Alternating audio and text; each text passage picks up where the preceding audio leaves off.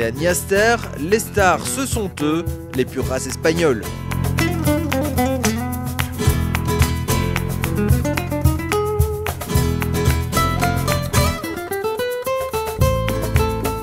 On a commencé il y a 6 ans, donc c'est tout nouveau. Pour l'instant, on a 18 chevaux, de 4-5 mois au plus vieux qui a 13 ans. On a 2 étalons reproducteurs qui ont fait des poulains l'année passée et cette année. Cette année, on a eu du 100% à Niaster. On a choisi l'ibérique à la base parce qu'on a monté plusieurs races de chevaux. Et puis finalement, on est tombé un peu sur l'ibérique par hasard. Et quand on a mieux connu ce cheval, je crois qu'on n'a plus envie de monter autre chose parce que pour la personne qui veut faire même du loisir, de la balade, etc., c'est quand même un cheval rustique à la base.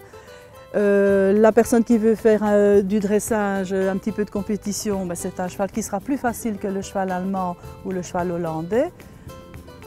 Donc je pense qu'il a beaucoup de qualités par rapport justement aux autres races. Comme pour les Lusitaniens, on retrouve 2 types de pure race espagnoles, ceux typés sport et les baroques, qui se caractérisent par leur crinière abondante, ondulée et une constitution plus massive. Comparé aux Lusitaniens, l'espagnol permet une approche plus facile du cheval ibérique.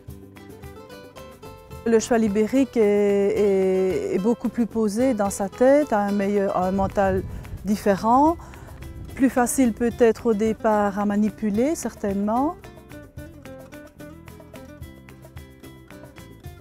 C'est un cheval qui est intelligent, qui apprend vite, mais il apprend aussi vite le bon que le mauvais.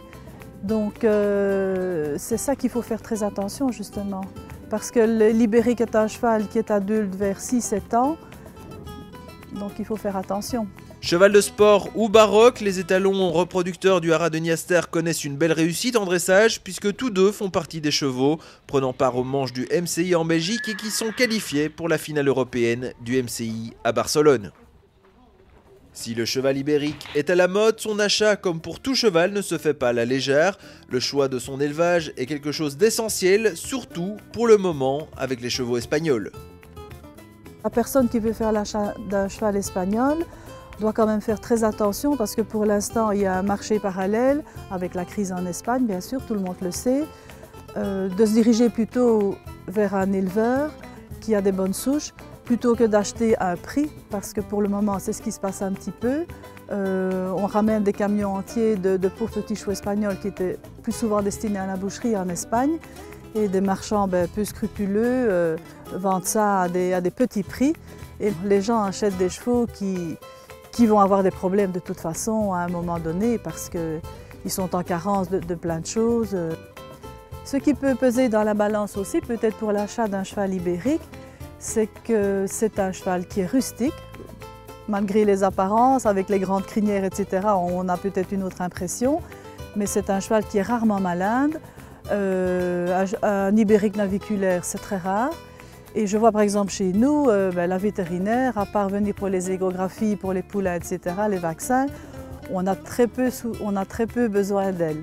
C'est peut-être pas bien pour elle, mais bon, en général, c'est un cheval qui s'entretient assez facilement.